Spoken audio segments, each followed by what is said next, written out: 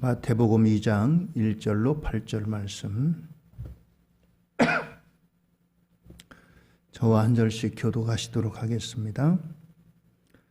헤롯 왕 때 예수께서 유대 베들레헴에서 나시매 동방으로부터 박사들이 예루살렘에 이르러 말하되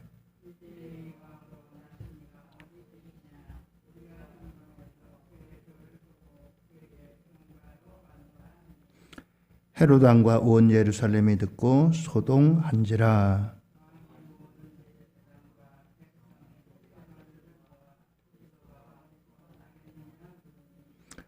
이르되 유대 베들레헴이 오니 이는 선지자로 이렇게 기록된 바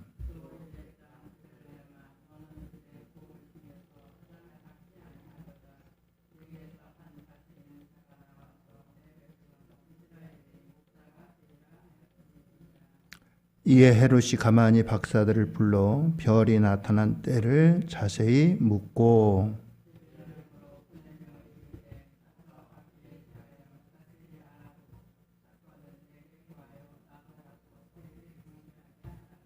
아멘.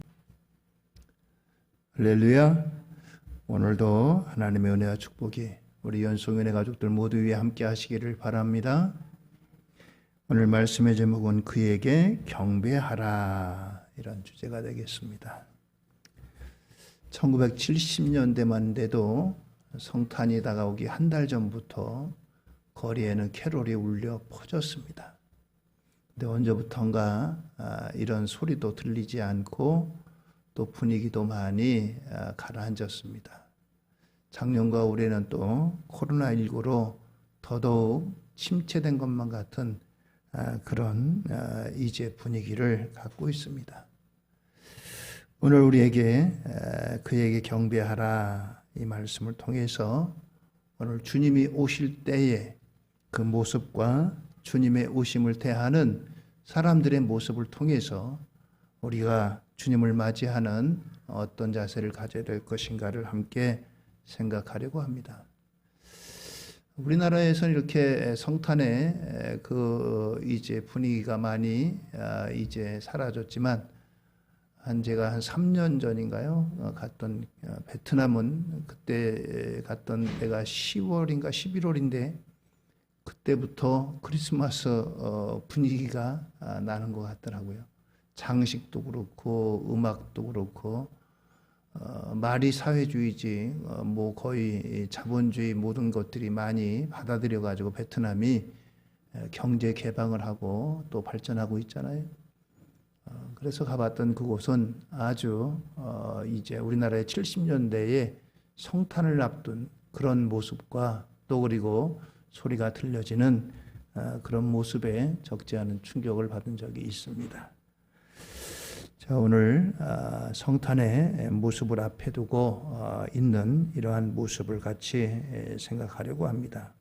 먼저 마태복음 1장은 예수님의 계보로 시작을 합니다. 예수님의 계보는 크게 두 가지 면으로 우리가 볼 수 있습니다. 하나는 사람의 편에서 본 계보입니다. 예수님은 아브라함과 다윗의 후손으로 이 땅에 오셨습니다. 그래서 예수님을 다윗의 자손 혹은 다윗의 자손 예수여 이렇게 사람들은 불렀던 것입니다. 아브라함, 다윗 그러면 이스라엘에서 이 사람만큼 영광된 이름이 없습니다. 존경하고 흠모하고 그러한 정도는 이스라엘에서 어느 누구에게도 뒤지지 않고 어느 누구보다도 뛰어난 이름입니다. 그런데 예수님의 계보는 이러한 사람의 인적 계보뿐만 아니라 하나님의 편에서 그 계보를 보면은 예수님은 동정녀의 몸에서 성령으로 잉태되셨습니다. 이 성령님은 성삼위 하나님의 삼위이신 하나님이십니다. 그러므로 예수님은 하나님의 아들이시고 또 근본은 하나님이신 이와 같은 분입니다. 그래서 예수님은 완전한 사람이면서 또 완전한 하나님이신 이와 같은 두 개의 인격을 함께 가지고 계신 분입니다. 예수님은 다시 말하면은 사람이 되신 하나님이십니다. 하나님이 영광과 영광의 보좌에 앉으실 분이 그 자리를 박차고 일어나 가지고 사람과 같은 이와 같은 이 땅의 고생, 이 땅의 여러 가지 제한, 이와 같은 것들을 한 몸에 받으시고 또 마지막에는 죽기까지 하신 이와 같은 사람이 되신 하나님입니다. 마태복음 1장 21절은 이렇게 말씀합니다. 아들을 낳으리니 이름을 예수라 하라. 이는 그가 자기 백성을 그들의 죄에서 구원할 자이심이라 하니라. 그랬습니다.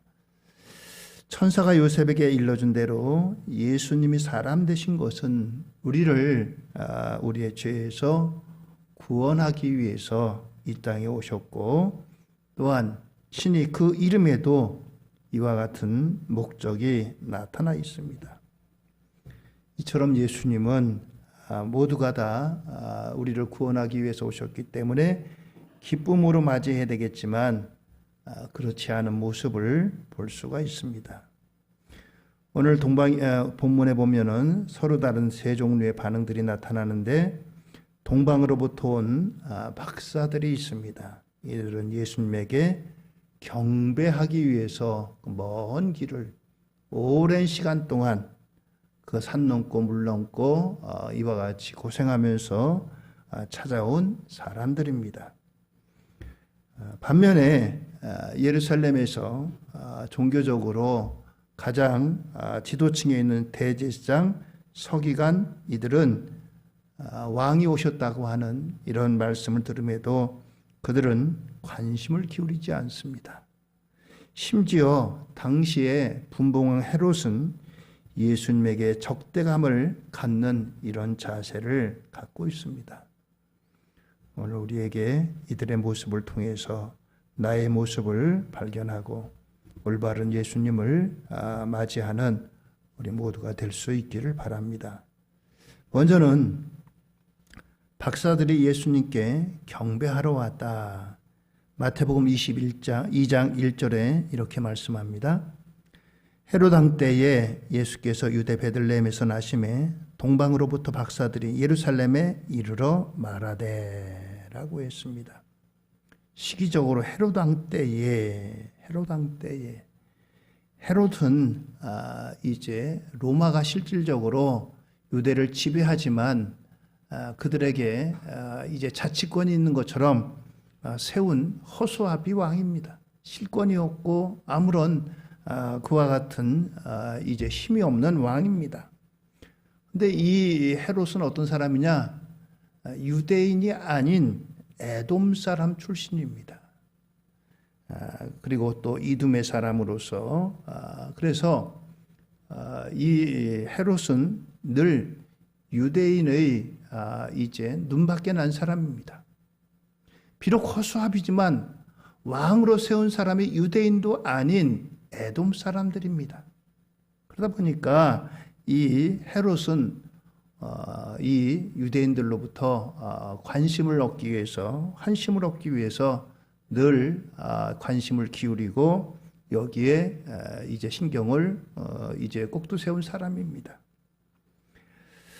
그래서 그들에게 환심을 얻기 위해서 무엇보다도 예루살렘 성전을 웅장하게 건축하는 데 앞장섰습니다. 예루살렘 성전은 유대인들이 귀하게 여기는 성전입니다.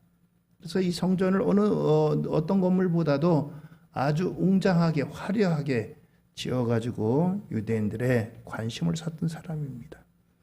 그런데 그는 결코 그렇게 부드러운 사람이 아닙니다.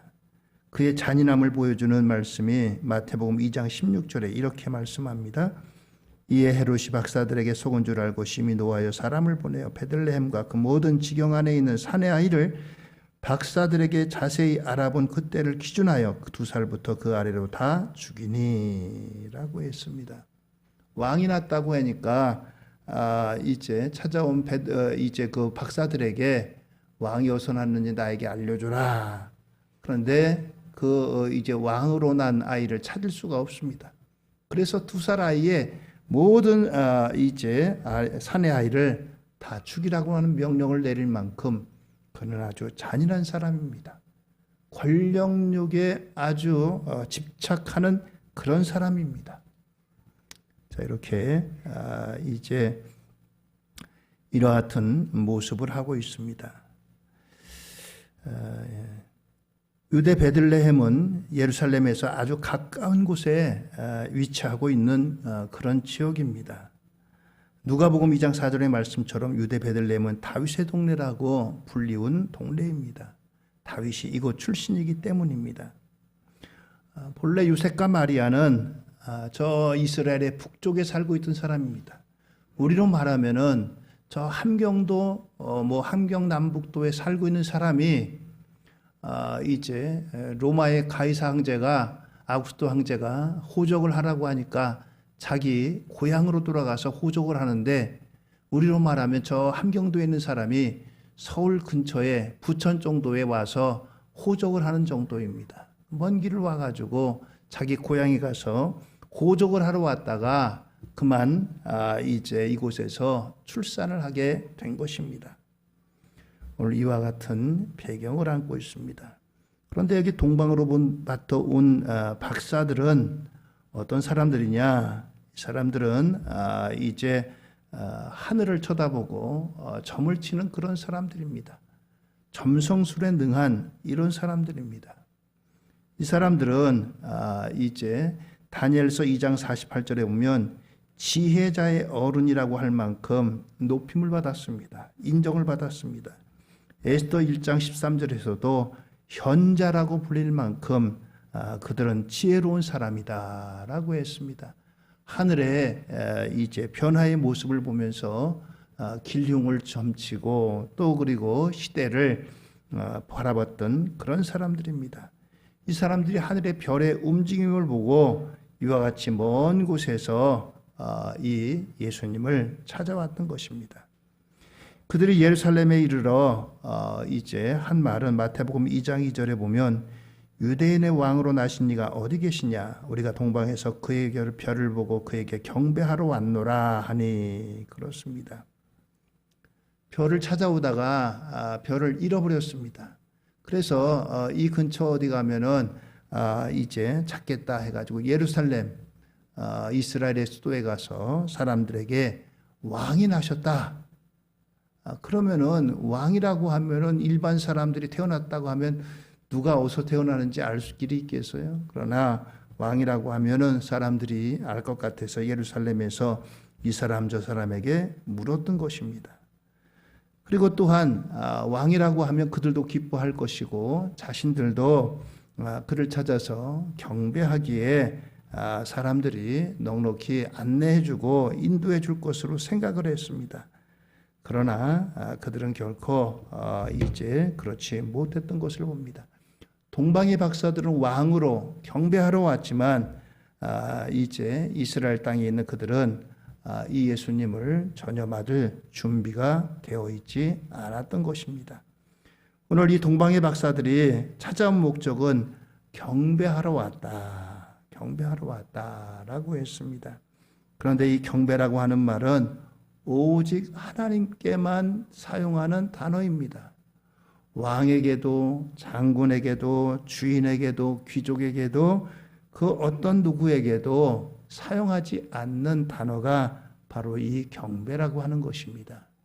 그래서 이 경배라고 하는 말은 오직 하나님에게만 사용할 수 있는 이와 같은 단어라고 하는 사실입니다. 이처럼 이 동방의 박사들은 이 땅에 오신 그분이 바로 이와 같이 경배의 대상 되시는 그와 같은 분으로 이와 같이 찾아왔고 그에게 경배하러 왔다라고 하는 사실입니다. 여러분들 하나 기억하세요. 이 동방의 박사들이 나중에 베들레헴에 가서 이 요셉과 마리아와 함께 있는 예수님을 발견하죠. 그런데 이 동방의 박사들이 누구에게 경배했느냐? 아기 예수께 경배했다는 사실입니다. 마리아나 요셉에게 한 것이 아니라 아기 예수님께 경배했다는 사실이에요. 왜요? 이 경배는 오직 하나님께만 사용하는 단어고 하나님께만 드릴 이와 같은 최고의 높임입니다. 그래서 결코 마리아나 요셉은 경배받을 대상이 아닌 거예요. 남의 종교를 좀 얘기해서 미안하지만 캐톨릭을 보면 여러분들 그 캐톨릭 성당에 이제 그 성당에 동상을 만들어 놨는데 거기 보면은 마리아 상이 있습니다. 마리아 상 앞에 사람들이 들어가기 전에 꼭 반드시 손을 모으고 절을 하고 들어가요. 인사를 하고 들어가요. 여러분들 혹시 그 동상의 모습을 보면 예수님 상을 이제 보면 예수님 단독으로 있는 상도 있지만 어떤 것들은 마리아는 어른이고 예수님은 아기인 아기 예수의 모습으로 이와 같이 이제 동상을 만들어 놨어요. 늘 마리아는 어머니고 예수님은 아기예요. 이와 같은 것들은 무엇을 의미하는지 우리가 생각해 볼 필요가 있습니다. 경배의 대상은 마리아가 아무리 예수님을 잉태하고 예수님을 낳았다고 하지만 그는 경배의 대상으로는 결코 될 수가 없다는 거예요. 그렇습니다. 오늘 이 동방의 박사들이 먼 길에서 힘들고 어렵게 여러 날 동안 걸려서 찾아왔지만 오늘 이 예수님만을 경배하기 위해서 이곳에 찾아왔다라고 하는 사실입니다. 두 번째는 오늘 온 예루살렘이 듣고 소동했다는 사실입니다. 마태복음 2장 3절에 보면 헤롯 왕과 온 예루살렘이 듣고 소동한지라. 동방에서 온 박사들의 얘기를 듣고 소동이 벌어졌다는 거예요. 아니 내가 지금 이스라엘의 왕인데 왕이 태어났다고? 오늘 이와 같이 헤롯이 이제 소동하고 예루살렘이 소동했다는 것입니다. 예루살렘에 있는 사람들은 헤롯의 성품을 너무나 잘 알고 있습니다. 왕이 났다는 말에 기뻐하기보다는 헤롯 왕의 그 잔인한 성격이 어떻게 나타날지 그것이 더 분명하게 보였던 것입니다. 그래서 그들은 불안했어요. 헤롯 역시 매우 심기가 불안했습니다. 온 예루살렘에 소동이 벌어졌어요. 왕이 났다고? 왕이라니? 지금 헤롯 왕이 건재하고 있는데 아니 무슨 왕이 났어? 이와 같이 사람들에게 소동이 일어났다는 것입니다. 마태복음 2장 4절에 보면 왕이 모든 대제사장과 백성에게 서기관들을 모아 그리스도가 어디서 나겠느냐고 물으니 그렇습니다. 헤롯이 왕이 났다고 하니까 대제사장, 서기관들 그들을 모아서 그리스도가 어디서 나겠느냐 물었습니다. 오늘 이와 같이 이제 헤롯 왕은 태어날 분이 그리스도 곧 메시아라고 하는 사실을 알았습니다. 메시아는 구세주입니다. 오늘 이와 같이 대제사장과 이제 서기관들에게 물으니 그들은 주저하지 않고 유대 베들레헴이라고 하는 말을 이제 헤롯에게 전합니다. 미가서 5장 2절에 예언되어 있는 말씀입니다. 베들레헴 에브라다야 너는 유다 족속 중에 작을지라도 이스라엘을 다스릴 자가 내게서 내게로 나올 것이라 그의 근본은 상고의 영원에 있느니라. 그렇습니다. 이와 같은 예언의 말씀이 있는데 그들의 대답은 마태복음 2장 6절에 또 유대 땅 베들레헴아 너는 유다 고을 중에서 가장 작지 아니하도다. 내게서 한 다스린 자가 나와서 내 백성 이스라엘의 목자가 되리라 하였음이니이다. 그렇습니다. 이와 같이 그 대제사장이나 서기관들은 정확히 구약에 예언되어 있는 이 말씀을 인용해 가지고 이와 같이 헤롯에게 답변을 했습니다. 자, 그렇다고 한다면은 헤롯이야 자기 권력 때문에 그렇다고 하지만 대제사장이나 서기관이나 일반 이 사람들은 적어도 베들레헴으로 가서 예수님에게 경배해야 올바른 자세입니다. 그런데 이들조차도 예수님의 탄생에 관심이 없습니다. 그들은 분명히 성경을 알고 말씀을 알고 예수님이 태어나실 곳도 아는 이와 같은 사람들입니다. 그러나 그들 어떤 누구도 결코 베들레헴으로 가서 예수님을 찾아 경배했다고 하는 이와 같은 말이 없습니다. 왜 이런 모습을 하고 있을까요? 그들은 아마 다른 일에 마음을 뺏기고 정신을 빼앗겼을지도 모릅니다. 그들이 가지고 있는 이제 그 기득권을 결코 포기하고 싶지 않아서 그럴지도 모르겠습니다. 오늘 이와 같이 예수님의 나심은 동방의 박사들을 통해서 사람들 사이에 입에서 입으로 소문이 나고 또 많은 사람들이 이와 같이 예수님이 오실 것도 알고 있고 그리스도라고 하는 사실도 알고 있음에도 불구하고 어느 누구도 예수님에게 가서 경배하고 예수님의 오심을 기뻐하고 찬양하는 그런 사람들은 아무도 없다고 하는 사실입니다. 세 번째는 오늘 헤롯의 자세를 보게 됩니다. 헤롯은 가만히 박사들을 불렀습니다. 2장 7절입니다. 이에 헤롯이 가만히 박사들을 불러 별이 나타난 때를 자세히 묻고 라고 했습니다. 동방에서 온 박사들을 불러서 당신들이 어떤 별을 보고 어떻게 여기에 왔느냐 이와 같은 것들을 자초지종을 묻습니다. 이 동방의 박사들이 자신들이 온 것을 이와 같이 그에게 알렸습니다. 그런데 여기 헤롯이 이 동방의 박사들을 부르는 데 있어서 가만히 불렀다. 은밀하게 불렀다는 것입니다. 사람들에게 드러나지 않게 불렀다라고 하는 거예요. 왜 이렇게 불렀을까요? 공개적으로 동방에서 온 박사들이라고 하면은 그들을 이제 불러가지고 이제 대접도 하고 또 그리고 이와 같이 공개적으로 부를 만한데 가만히 은밀하게 불렀다는 겁니다. 숨은 의도가 따로 있었기 때문입니다.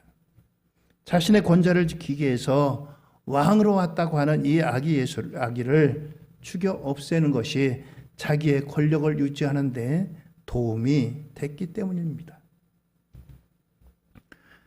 오늘 이와 같이 이런 의도를 가지고 헤롯은 오신 예수님을 이와 같이 이제 맞이합니다.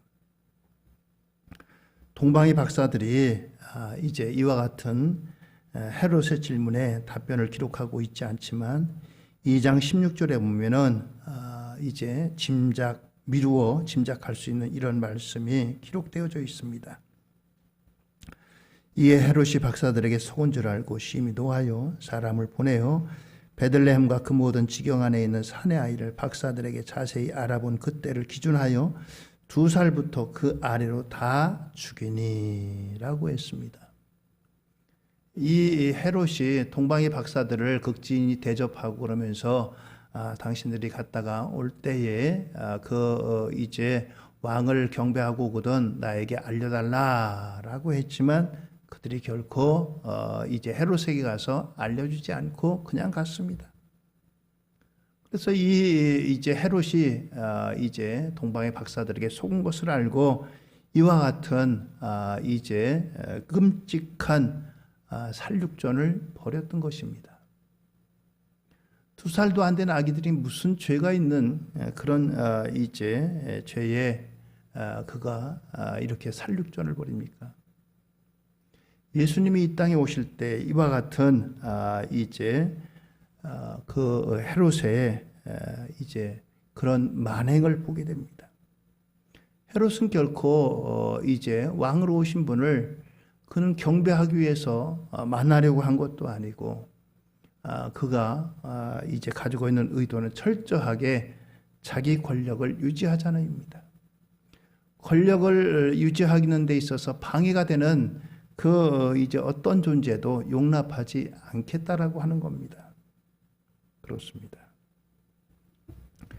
오늘 이와 같이 헤롯은 이런 목적을 가지고 동방의 박사들을 불렀고 동방의 박사들에게 가서 만나거든 나에게 자세히 알려달라. 나도 가서 그들에게 경배하겠다라고 이와 같이 동방의 박사들에게 철석같이 얘기했지만 결코 이런 의도는 아닌 것입니다. 위선적인 말이고 거짓말이고 박사들을 속이기 위한 이런 말이라고 하는 사실입니다.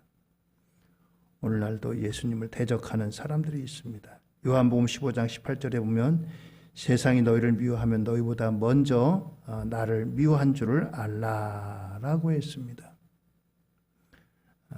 복음을 미워하고 이제 예수님을 미워하는 사람들이 믿는 사람들을 또한 미워하는 것은 바로 예수님을 미워하기 때문입니다. 예수님이 세상을 이기셨기에 우리는 세상에서 환난을 당하더라도 얼마든지 예수님 안에서 담대할 수가 있습니다. 오늘 예수님의 탄생을 바라보는 세 가지 반항은 동방으로부터 온 박사들이 예수님께 경배하러 왔습니다. 이들은 아주 먼 길에서 또 오는 길이 결코 순탄하지 않음에도 불구하고 산 넘고 물 건너 온 길을 이와 같이 찾아서 경배하러 왔습니다. 이 동방으로부터 온 박사들로부터 왕이 났다고 하는 소식을 듣고 온 예루살렘이 듣고 소동했습니다. 예수님에 대한 지식을 갖고 있는 대제사장이나 서기관들은 이제 베들레헴에서 왕이 날 것이라고 하는 소식을 알고 있고 그들은 지식을 갖고 있는 사람들입니다. 그러나 그들은 결코 이 소식을 듣고도 움직이지 않습니다. 지금에 가지고 있는 자기의 기득권을 누리고 이것을 지키고 또한 그들은 이와 같은 일에 관심이 없습니다. 무슨 메시아야, 메시아는 지금 살고 있는 게 얼마나 좋은데. 그들은 움직이지 않습니다. 관심이 없습니다. 나중에 그들은 오히려 예수님을 십자가에 못 박는 함성으로 바뀌게 됩니다. 예수님이 십자가에 달릴 때 그 많은 예루살렘 군중들이 나와서 바라바는 내주고 예수는 십자가에 못 박으라고 함성을 지릅니다. 세 번째 헤롯은 가만히 박사들을 불렀다고 했어요. 가만히 불러가지고 또 다른 일을 꾸미고 오히려 예수님을 이제 차단해가지고 죽이려고 하는 이러한 자세로 두 살 아이의 사내 아이들은 전부 다 죽임을 당했습니다. 성령께서 마리아와 요셉에게 예수님의 이와 같은 일을 미리 앞서서 피난을 시켜가지고 애굽으로 예수님과 또 그리고 이제 가족들이 피난을 갑니다. 이집트의 카이로에 가면 예수님 피난교회라고 하는 기념교회가 있습니다. 이와 같이 이런 헤롯과 같은 사람들이 있습니다. 입술만의 경배가 아니라 그들은 이 경배를 통해서 황금과 유향과 몰약으로 예수님께 이와 같이 찾아갔습니다. 그런 가장 존귀한 것으로 예수님을 찾아갔고 경배했던 동방의 박사들입니다. 우리가 살고 있는 시대에도 분주한 시대입니다. 여러 가지 일들이 우리 주변에 얼마나 많은 변화가 있고 얼마나 많은 것들이 우리를 둘러싸고 있는지 알 수 없습니다. 더구나 코로나19 때문에 많은 일들이 부자유합니다.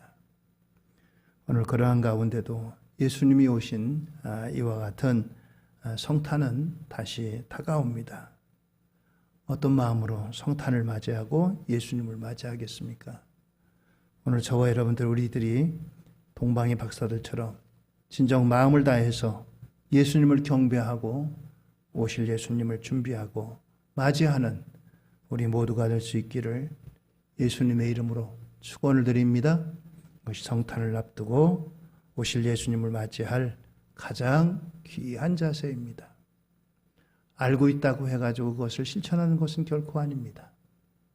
동방의 박사들이 통해서 오실 예수님이 예루살렘, 이 베들레헴이라고 하는 사실을 어느 누구보다도 잘 알고 있는 대제사장이 있고 서기관들이 있지만 그들은 결코 예수님을 경배하는데 나아가지 않습니다.